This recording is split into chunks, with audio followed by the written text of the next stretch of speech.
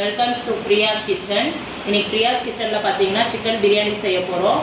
அதுக்கு தேவையான பொருட்கள் பார்த்தீங்கன்னா நெய், ஸ்பைசஸ், வெங்காயம், தக்காளி, சிக்கன், புதினா, கொத்தமல்லி, வெறும் மிளகாய்த்தூள், தனியாத்தூள், தயிர், இஞ்சி பூண்டு பேஸ்ட்டு, மிளகாய், பிரியாணி மசாலா, கரம் மசாலா, அரிசி, தேவையான அளவுக்கு உப்பு. இப்போ பிரியாணிக்கு டவரா நல்லா ஹீட் ஆகிடுச்சு. இப்போ எண்ணெய் ஊற்றிக்கலாம். பிரியாணிக்கு கொஞ்சம் கூட எண்ணெய் ஊற்றினீங்கன்னா தான் பிரியாணி நல்லாயிருக்கும். நெய்யை ஊற்றிக்கலாம். நெய் தேவைன்றவங்க மட்டும் ஊற்றிக்கோங்க, வேணான்றவங்க எண்ணெய் மட்டும் ஊற்றிக்கிட்டா போதும். இப்போ எண்ணெய்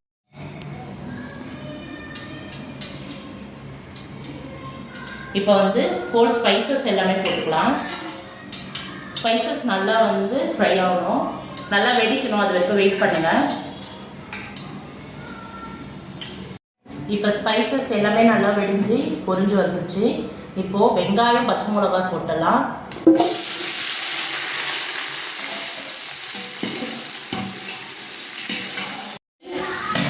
வெங்காயம் வதங்கிறதுக்காக கல்லுப்பு போட்டுக்கோங்க கொஞ்சோண்டு. உங்களுக்கு வெங்காயம் வதங்கிறதுல தான் நல்லா ப்ரௌனிஷாக ஆகணும். வெங்காயம் வதங்கிட்டால் டக்குறான்னு பிரியாணி ஆகிடும். நல்லா ப்ரௌன் ஆகிற வரைக்கும், வதங்குற வரைக்கும் வெயிட் பண்ணலாம். வெங்காயம் பார்த்தீங்கன்னா நல்லா ஒரு 50% வதங்கிடுச்சு. இன்னும் ஒரு 50% நல்லா வெங்காயம் நல்லா ப்ரௌன் ஆகணும். நல்லா ப்ரௌன் ஆகணும். ஒரு 50% வதங்கினோடனே தக்காளி போட்டுக்கலாம்.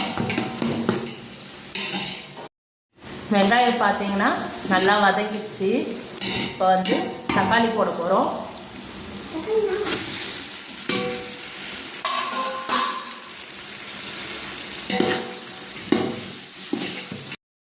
இப்போ இஞ்சி பூண்டு பேஸ்ட்டு போட போகிறோம். இஞ்சி பூண்டு பேஸ்ட்டு பார்த்தீங்கன்னா ஒரு 5 ஸ்பூன் போடுறோம்.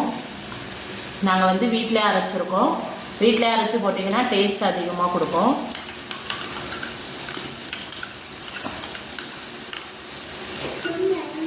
பார்த்தீங்கன்னா புதினா, கொத்தமல்லி நல்லா ஆஞ்சி அலசி வச்சுருக்கோம், அது போட்டுக்கோங்க. கொஞ்சோண்டு புதினா, கொத்தமல்லி வச்சுக்கோங்க, லாஸ்ட்டாக போட்டுக்கலாம்.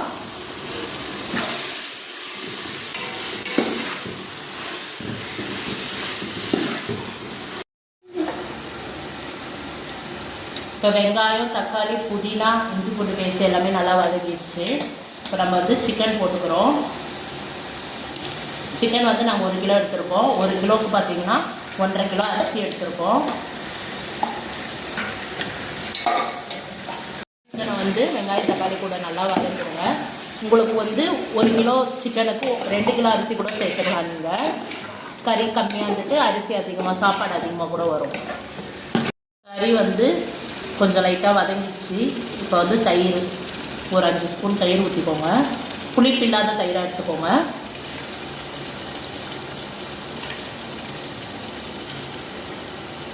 பார்த்தீங்கன்னா பிரியாணி மசாலா போடுறோம். உங்களுக்கு பிரியாணி மசாலா வேணும்னா வெறும் மிளகாத்தூள், மல்லித்தூள், கரம் மசாலா அது 3 மட்டும் போட்டுக்கிட்டால் போதும். ஒரு 2 ஸ்பூன் மிளகாத்தூள் போட்டுக்கிறோம், வெறும் மிளகாத்தூள்.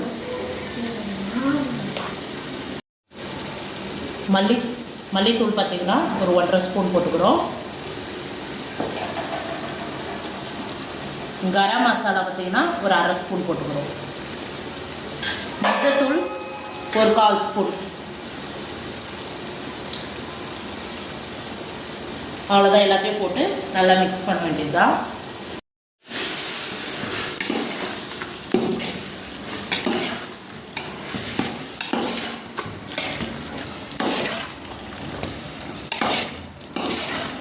இப்போ மூடி போட்டு கொஞ்சோண்டு பச்சை வாசனை போகிற வரைக்கும் மூடி போட்டு வைக்கலாம். இப்போ வெங்காயம், தக்காளி, கறி மசாலா எல்லாம் நல்லா வதங்கிடுச்சு. இப்போ தண்ணி ஊற்றிக்கலாம். 1 கிளாஸ் அரிசிக்கு 1.5 கிளாஸ் அரிசி, பாஸ்மதி அரிசிக்கு இப்போ தண்ணி ஊற்றணும். இப்போ நம்ம அளந்து தண்ணி எடுத்து வச்சுருக்கோம், அந்த தண்ணியை ஊற்றிக்கியாச்சு. இந்த டைமில் பார்த்தீங்கன்னா உப்பு, காரம், இப்போ பார்த்தீங்கன்னா உப்பு, காரம் எல்லாமே செக் பண்ணியாச்சு. இப்போ மூடி போட்டு நல்லா கொதி வந்தோடனே அரிசி போட்டுக்கலாம். இப்போ பார்த்தீங்கன்னா உப்பு காரம் எல்லாமே செக் பண்ணியாச்சு. இப்போ மூடி போட்டு நல்லா கொதி வந்தோடனே அரிசி போட்டுக்கலாம். தண்ணி நல்லா கொதிச்சு வந்துருச்சு. இப்போ கழுவி ஒரு மணி நேரத்துக்கு முன்னாடியே ஊற வச்சிருந்த அரிசியை இப்போது இது கூட சேர்த்துடலாம். இப்போ பார்த்தீங்கன்னா பிரியாணி அரிசி எல்லாமே போட்டாச்சு. நல்லா பாதி சமமாக வந்தோடனே டம் போட்டுடலாம். பார்த்தீங்கன்னா அரிசி எல்லாமே சமமாக வந்துடுச்சு. கீழே கொஞ்சம் தான் தண்ணி இருக்குது. இப்போ டம் போட்டுடலாம். டம் போட்டால் இப்போ நல்லா இப்போ வந்து 70% நல்லா வந்து அரிசி வெந்துடும். ஒரு 30% டம்லே வேகணும். அதனால டம் போட்டுடலாம் வாங்க. இப்போ கேசரி பவுட்ரு பார்த்திங்கன்னா நல்லா தண்ணியில் கரைச்சி அங்கங்கே ஊற்றிடுவோம். உங்களுக்கு ஆப்ஷனல் தான், வேணுன்னா ஊற்றிக்கோங்க, இல்லைன்னா இப்படியே விட்டுருங்க.